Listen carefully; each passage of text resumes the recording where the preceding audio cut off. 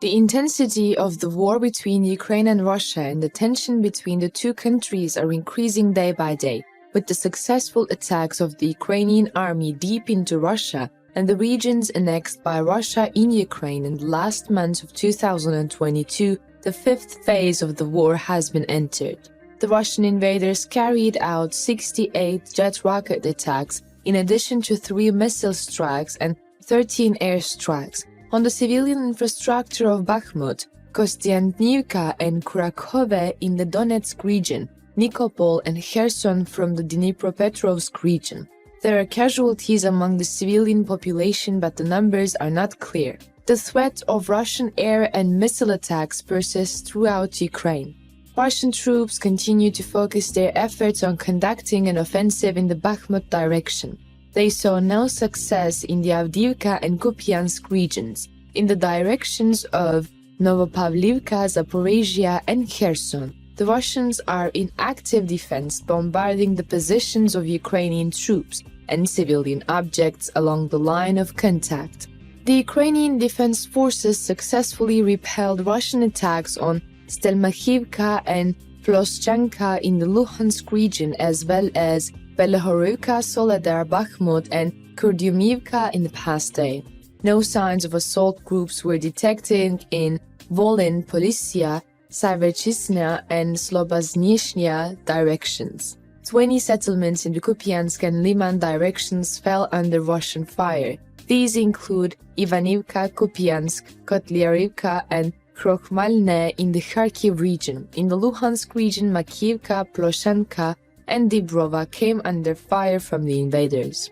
More than 40 settlements were bombed in the Bakhmut and Avdiivka directions. In particular, these are Verkhonakiminske, Bilohorivka, Bakhmut, Avdiivka, and Novomikhailivka of the Donetsk region. Russian fire was recorded in the direction of Novopavlivka near the settlements of Zolota Niva and Prechitskeva in the Donetsk region. In the Zaporizhia and Kherson directions, more than 45 settlements were affected by enemy fire. The settlements of Poltavka, Polyapilske, Malatokmachka, and Svetove of the Zaporizhia region and the civilian infrastructure of Kherson and Sadove were damaged by tanks, mortars, and artillery. The forced integration of the temporarily occupied territories into the legal space of the Russian Federation continues. Thus, the duration of issuing a Russian passport in the city of Holivka in the Donetsk region was reduced from 30 days to 10 days. In addition, Russian license plates and driver's licenses are issued in the region. The Ukrainian Air Force carried out 20 spectacular attacks on Russian clusters and 5 attacks on the positions of Russian anti-aircraft missile systems. Russian troops continue to deploy personnel, weapons, military equipment, and ammunition in conflict zones. In addition to rail transport, the Russians also use military and civil aviation. Russian troops attacked civilian objects 3 times with missiles in the town of Kostyantynivka in the Donetsk region. The invaders also launched 9 airstrikes and 14 MLRS strikes. On the Eastern Front, Ukrainian anti-aircraft missile units destroyed a Russian Su-25 attack aircraft, a Ki-52 attack helicopter, and an Orlan-10 UAV. Ukrainian missile and artillery forces inflicted fire damage on 3 Russian checkpoints, 4 clusters, and 2 ammunition depots. On the other hand, the soldiers of the State Border Guard Service of Ukraine, together with the Army of the Armed Forces of Ukraine, repelled an enemy attack in the Bakhmut area and captured enemy positions in a counterattack. During the battle, Ukrainian defenders killed 9 Russian soldiers and injured about 20 invaders. Russian invaders continued their attack on Bakhmut. In this fortified city, the units of the State Border Guard Service, together with their comrades from the Ukrainian Defense Forces, defended their positions until the last man.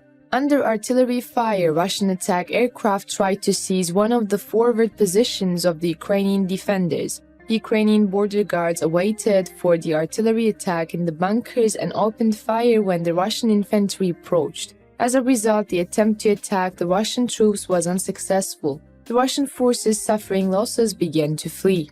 Seeing the invaders leaving in panic, the Ukrainian border guards counterattacked with the soldiers of Ukrainian armed forces. With a swift attack, our fighters occupied the Russian positions and the Russians continued to retreat.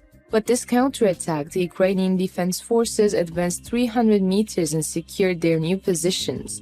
Thus, the Ukrainian army has eliminated approximately 109,720 Russian invaders, of which 810 in one day since the beginning of the war in February 2022. Other Russian losses published by the Ukrainian General Staff include 3,044 main battle tanks, 6,110 armored combat vehicles, 2,063 artillery systems, 428 multiple rocket launchers, 215 air defense systems, 285 combat aircraft, 272 helicopters, 1,846 operational and tactical level unmanned aerial vehicles, 723 cruise missiles, 16 warships cutters, 4,773 trucks and tankers, and 183 special equipment. On the other hand, Ukrainian President Zelensky stated that Russia plans to call in more troops for a major new offensive, even as Moscow faces some of its biggest internal criticism of the war over an attack that killed a large number of newly recruited soldiers. Russian soldiers were drunk on New Year's Eve. Many did not comply with the ban on using smartphones. The geographical location of the drunken Russian soldiers from the front and their conversations with their families prepared their end. For the Kremlin, this was an unacceptable mistake. The result of this mistake was very severe. The possible Russian casualties estimated by the Ukrainian General Staff are close to 800. There were also at least 3 Russian senior commanders at the military airbase.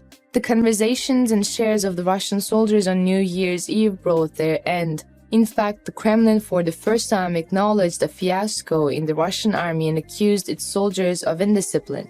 In this case, the Russian soldiers present coordinates of their headquarters to the Ukrainian army, and we can say that the Russian soldiers actually blew up their headquarters. Kiev has said for weeks that Russian President Vladimir Putin has planned to order a new mass conscription and close its borders to prevent men from fleeing the military. Zelensky said that we have no doubt that the current masters of Russia will throw out everything they can and anyone they can muster to try to turn the tide of the war and at least delay by the defeat. We must disrupt the Russian script. We are preparing for this. Terrorists must lose. Any attempt at their new attack should fail. Russia's defense ministry blamed the use of mobile phones by its soldiers for the Ukrainian New Year's Eve attack, which it said killed 89 soldiers. If Russia is planning a new mobilization, the deaths of many soldiers on New Year's Eve could undermine morale. Hundreds of thousands of men fled Russia when Putin ordered the call of reserve forces for the first time since World War II in September following military failures. Putin said last month that there is no need for further mobilization. The little-known group that claims the Kremlin now represents the widows of Russian soldiers has issued a call to Putin to order a large-scale mobilization of millions of men. The Kremlin did not comment on this call. Russia effectively shut down all direct opposition to the war with open criticism prohibited by strict media rules. However, it has given relative leeway to pro-war bloggers, some of whom have hundreds of thousands of followers on social media. Many are increasingly vocal about what they see as a half-hearted and inept campaign, and this week they have expressed their anger at the attack that killed Russian troops at a vocational school in Donetsk province on New Year's Eve. Criticism was directed at military commanders rather than Putin, who did not make a public statement about the attack. Raising the official death toll from 63 to 89 in the attack, the Russian Ministry of Defense accused the soldiers of using mobile phones illegally, emphasizing that this led Ukraine to find the base and the twin city of Makiivka in the regional capital of Donetsk. War correspondent Semyon Pego, who was awarded by Putin, said the mobile phone statement seemed like a clear attempt to smear crime and that there were other ways Ukraine might have detected the base. Other pro-Russian bloggers said the attack got worse as ammunition was stored in the area, but Moscow has not officially confirmed this. Pego stated that the death toll will increase even more and added, the data released is almost likely for those who are immediately identified. The list of casualties is unfortunately much longer. This attack taught the Russians what it means to underestimate the Ukrainian army. After all, what goes around comes around. Please do not forget to subscribe to our channel and turn on notifications in order to be informed about new videos. Thank you for watching us.